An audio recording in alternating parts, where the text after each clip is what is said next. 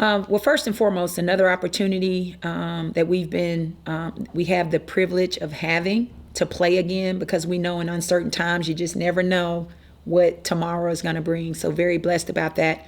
Playing a very good opponent that's coming off their best season in a long time. Won the most games last year.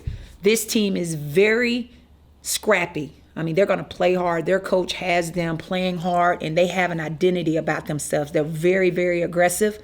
They get a lot of points on the defensive end. We're going to see a lot of zone. We're going to see a lot of press. They're going to try to speed us up. They're a team that likes to turn you over and score it in transition. They got players that can shoot the three, players that has some juke about them that are going to put us on the back of our heels and drive it down our throats. I do think that for us, our size is our advantage. So we want to make sure that we are dominating the paint as much as possible.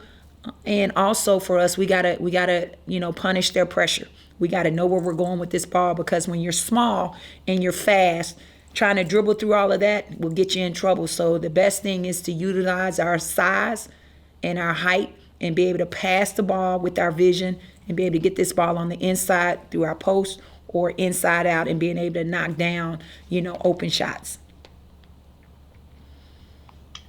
Up first, we'll go to Rolly Falk.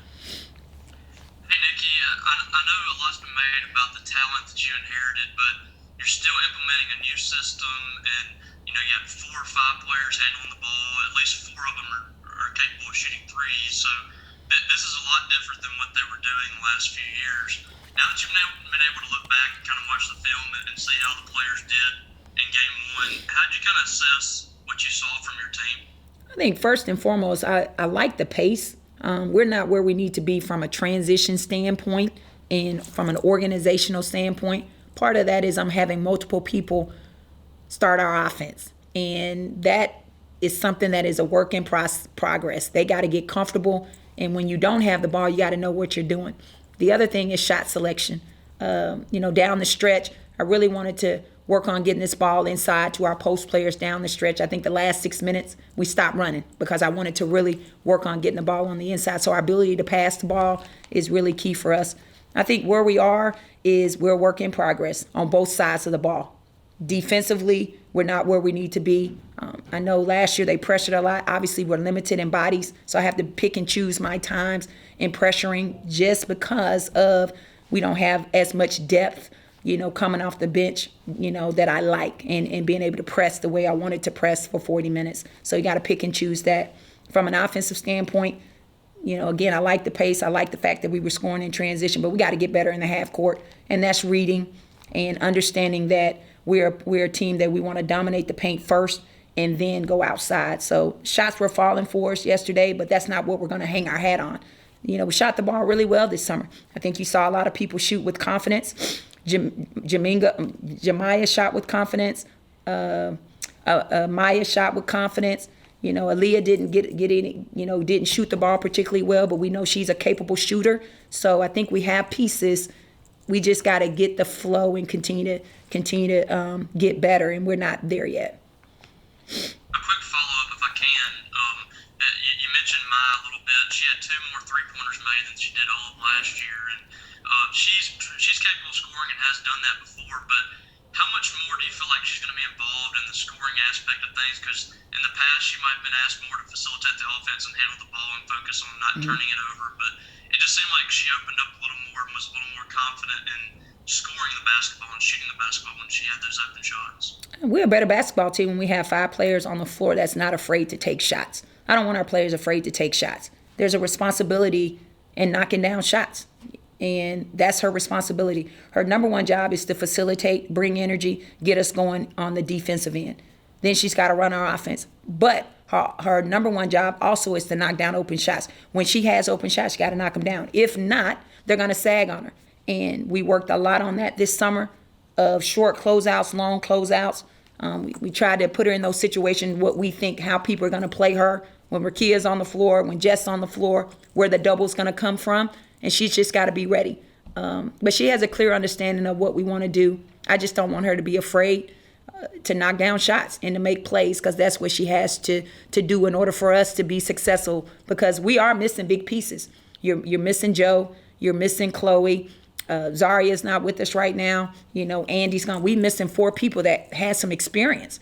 And now I'm working with people that didn't play a whole lot, getting a lot of reps and having to learn how to play 20 and 25 minutes. So all of that is new for them, especially when you only have 3 players out of the starting lineup that's used to playing a lot of minutes. Up next, we'll go to Ben Portnoy.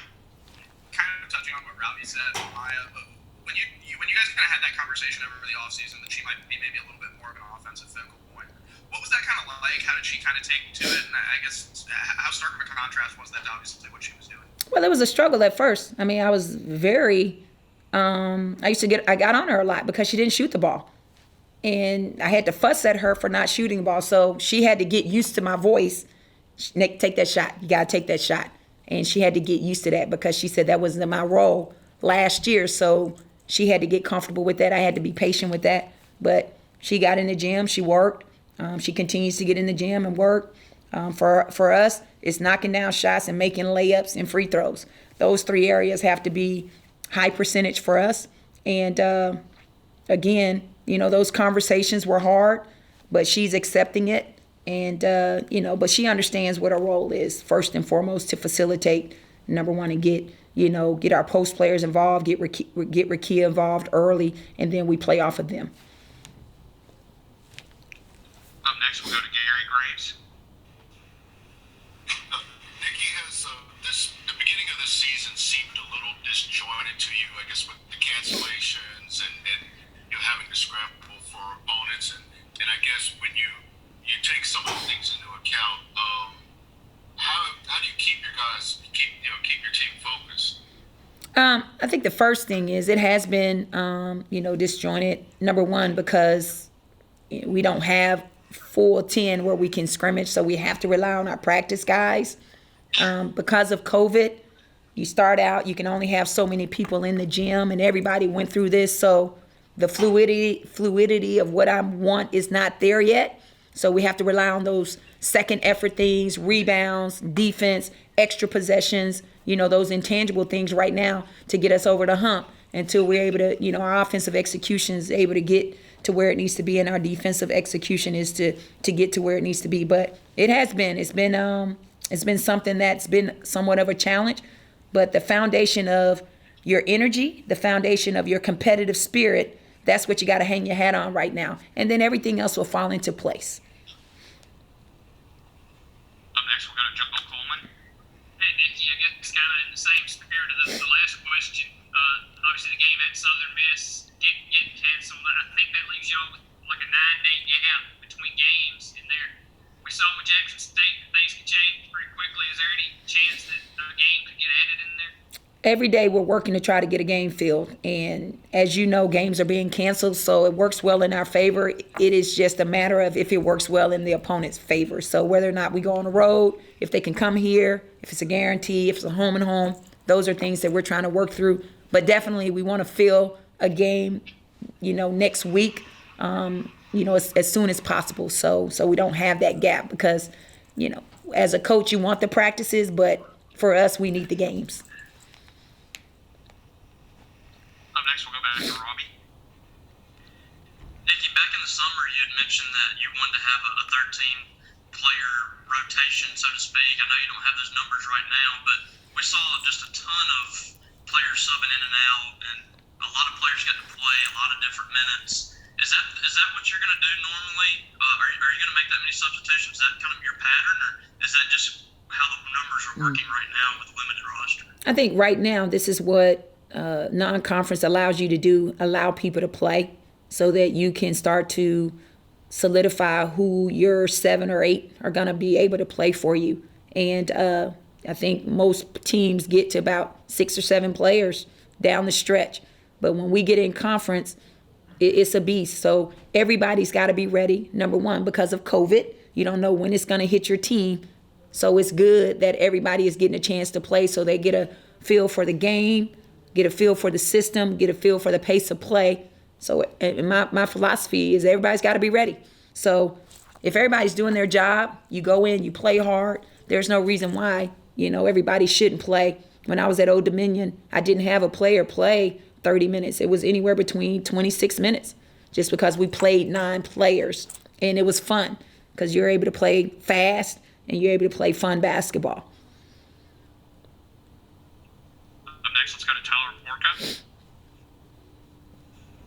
Nikki, we saw Sydney Cooks make her Mississippi State debut the other night, and I think she played the least amount of minutes of any of the starters. I'm just curious, with her inside-outside game, what are you looking for out of her any given night? Is it based on the matchup, or when you see her play, what would you say, okay, that was a good Sydney Cooks game, that's what's going to get her more minutes on the floor? Well, number one, Sydney is someone that I have to monitor just with, her knees and things like that. So I didn't need to play her as many minutes. I wanted her to get the jitters out. She hadn't played in a long time. She's a scorer for us, but her number one responsibility is to be vocal. She's got to be solid in every area. She's got to be that voice on the floor that is saying the actions, telling people where they need to be defensively and offensively. She's got to be a calming presence for us because she's so cerebral. She can play multiple positions, which is what I like. But, obviously she's got a beautiful shot. She can post up for us. But she has a pulse on the team and personalities on the team, and she has a pretty good grasp of what we're doing now. She's got to be able to be that vocal person. It's good as a coach when you know what you're going to get from players. And I know what we're going to get from Sydney. And some things that we talked to her about in her role is being more vocal on the court. Go back to Ben. Kind of see that a little bit on Rakia. I think we saw her take a few more threes than maybe we're used to. I guess, you've talked about this in the preseason as well, but how encouraging is that to see her, be a little bit more confident in that long-range game and be able to get to her spots a little bit, at least I know it's a small sample size, but one game. I think the sky is the limit for Rakia Jackson. For her, I don't want to put a lot of pressure on her or added pressure.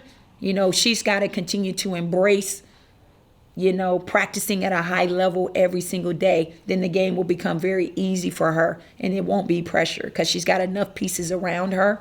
But I just want her to continue to evolve every year. She's got to evolve her ball handling, her decision making, her ability to knock down shots. Those 3 things have to evolve for her because she just has a knack to score the ball. But the defenses will be there, so it takes away certain things. So for her, it's just evolving. But the more she can expand her game, it would open up what she does well, which is her ability to get in the paint, whether it's a pull-up or, finishing around the rim. We didn't see her post up a lot. She can post up. We got stuff where we're able to post her up, but, we didn't see that because we saw a lot of zone, but she's just got to evolve as a player. And just real quick follow-up in terms of the scheduling. I know you mentioned that you guys are always looking for games. In football, we see games get scheduled like 10 years in advance. How do you guys kind of go about it? What's your guys' process in terms of building a schedule and putting it together? I think for us, we want to be done with the schedule like now for next year. We want to go ahead and get our home and homes. We're going to try to get Rakia back home. We're going to try to get, our incoming players that are coming in. We're going to try to get them back home. So that's what we're working on right now. Who and where these kids are from and how we can get them home and, top opponents that we can play in their respective cities. But also be able to take care of our in-state schools, with guarantee games and, being able to play, local teams as well, to get us ready for SEC play. But, we want to play a good strength of schedule. And that's the number one priority because we're looking at big picture, and the big picture is to be standing there on the last day, playing for a national championship. So you got to prepare for that. Your schedule has to reflect that. We'll wrap things up with Tyler. Nikki, going back to Rakia, she came in obviously as a really highly recruited player, and she was asked to do a lot right off the bat for Mississippi State last year.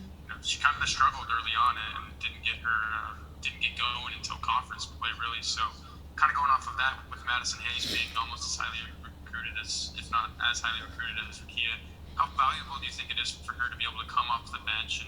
And she played as many minutes as some starters the other night, but she didn't have the luxury of coming off the bench. That kind of added pressure, if you will, is there for her. I think, I have a great relationship with Madison. I have a good feel for her. I think we're trying to get Madison ready for SEC play. And she needs to see the game right now because, she is a McDonald All-American and she wants to do well. We want her to do well. We want all our kids to do well. We want her to see the game first so that when she comes in, now she can impact the game in ways that she sees it. Because, when you're a starter, it's pressure. You got to know the game plan right off the start. You got to start the game well for us. And there's, when you don't start well, you get in a hole that hurts you. So for us and all of our players, but her in particular, just allowing her to see the game and seeing how fast the game is, what they're doing, what actions. Now she sees it. Now she can come in and be able to react and play and feel a sense of calmness.